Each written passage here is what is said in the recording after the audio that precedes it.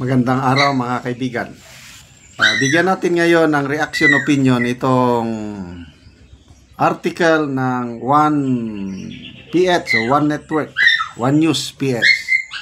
Tungkol ito sa deadlock o umiinit na labanan o bloodbath between the senator judges and the House prosecutors. Nagdesisyon na ang impeachment court na ibalik ang impeachment articles of impeachment sa Kamara para sagutin dalawang katanungan. Nako, hindi tinanggap ng House. Dinify nila yung order. Nagsalita si Senate President, "You cannot defy the order. Korte kami. Nagbabala siya, prosecutor lang kayo, we are not co-equal pagdating sa impeachment." Ganon. So, ito na nga, mayroon ng bloodbath. Kailang hindi pa na-involve si VP Sara. Mga judges pa lang at saka mga prosecutors. Ito impasse. House differs receipt of remanded impeached case. Escudero says lower chamber can't defy the order. Huwag niyong baliwalain. Dahil hindi tayo magkapantay. Korte kami, prosecutor lang kayo. Something like that. So, ito. So, summarize ko na lang ang House of Representatives with a resolution, nagkasundo sila na hindi tanggapin yung ibinalik na articles of impeachment. Kaya yung Senate Sergeant of Arms, si General Roberto Ancan, wala siyang nagawa kasi ayaw tanggapin . So, back to the court. So, talagang talagang magkaalaman na kung sinong matigas. Ayaw nilang tanggapin. Sagutin nyo muna ang mga tanong namin. Nako, matapang ang mga House prosecutors. Instead na sila ang sasagot sa punto de vista ng mga senator judges, ibinalik nila ang bola. Sagutin nyo muna ang aming katanungan. May mga clarificatory questions din sila. So, patigasan na ito ng ihi o basta patigasan ng ulo. O ano sa tingin nyo? Kung kayo yung member ng Senado, ng court, kayo yung judges, papayag ka ba nun? Talagang magkakaalaman na kung sino ang matira ang matibay. Okay. So dito, punta na tayo sa order ni Senator Judge Escudero.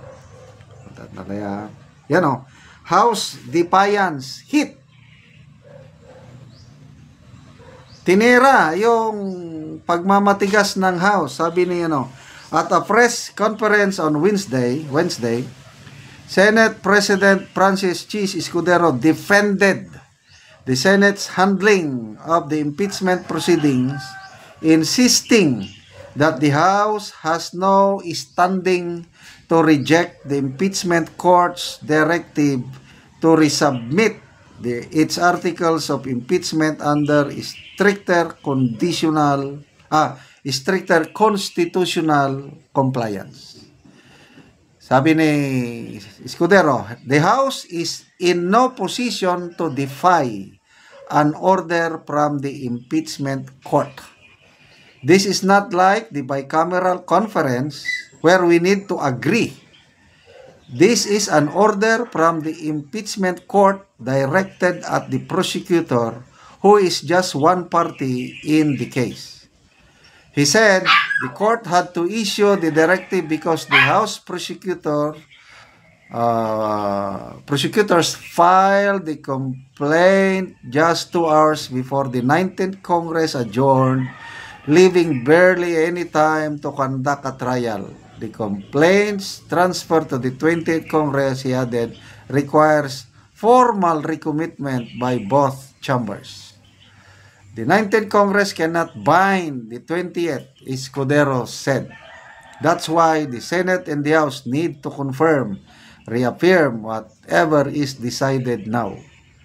He rejected arguments that remanding the articles of impeachment to the House was tantamount to a dismissal of the complaint.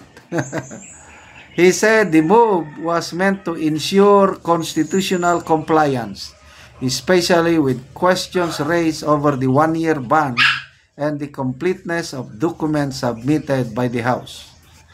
Its attestation and information that we're seeking.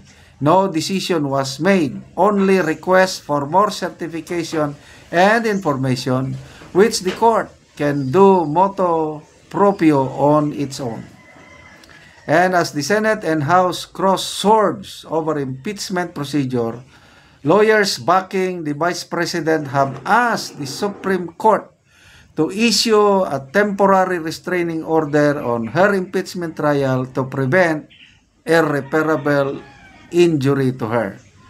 The impeachment process, while inherently political in nature, must still be guided by the minimum requirements of constitutional due process, legality, and adherence to the rule of law, the lawyers led by Israelito Torion said in their petition. Okay, so ito, si Attorney Torion nag-file ng supplemental motion sa Supreme Court kasi may nauna ng kaso, petition for certiorari, if I'm not mistaken. Nag-file siya ng supplemental, ginamit niya na yung botohan na 18-5. So, hintayin natin. Sana aksyonan kagad ito ng Supreme Court. Temporary restraining order. Nako, pangalawang panalo na ni BP Sara kung may TRO. Kasi yung trial, in effect, nagsimula na kasi nabigyan na ng summon. Ang impeachment court, nag-convene na. Nandiyan na ang korte. Nagbigay na ng summon sa Office of the Vice President. So, ano yung sinasabi nila nga na-dismiss ang case? Walang na-dismiss. Sa tingin ko, ayaw lang mag-comply itong House. Baka mamaya, na-violate nila yung one-year ban rule. Okay? So, sino ang mananalo? Sino ang mas matigas ang ulo? Senator judges o ang mga House prosecutors? Aabangan natin yan. Okay, salamat mga kaibigan sa inyong pagsubaybay sa ating channel. Nakakatulong kayo ng malaki sa Tribong Talandig ng Bukidnon. Dahil namimigay tayo from our sweldo, no? Namimigay tayo ng mga yero at pako para makapagpatayo ng mas magandang bahay itong Tribong Talandig. Panoorin nyo ang video na ito. Kaya nalamat ni sa Ginoo nga nakabalay mi. Dili mi makabalay og wala mi hinabangi sa impulsor.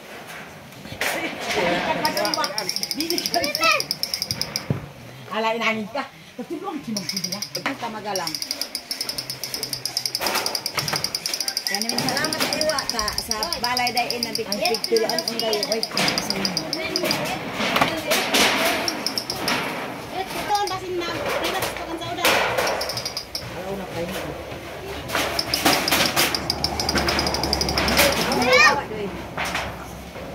Yan bay.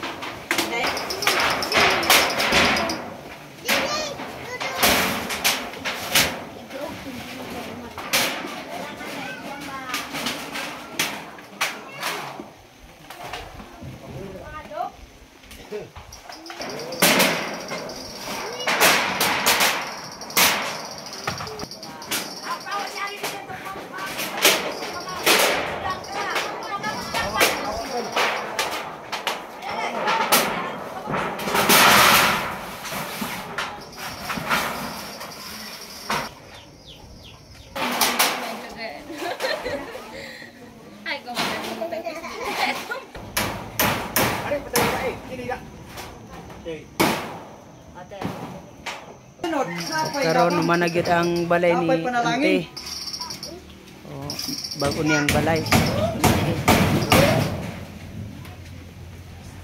O karon anti unsa ang imong ika-istorya nga humanagid anti imong balay nakatop na gid ka. Nalamat ko nga nakabalay na ko wa na itulo. Nalamat gid ko sa Ginoo nga nag-insure ani nga nakahuman gid ko balay. Ay wala ko'y abuhan o kuan, wala ko hinabangi. Sige ante, salamat.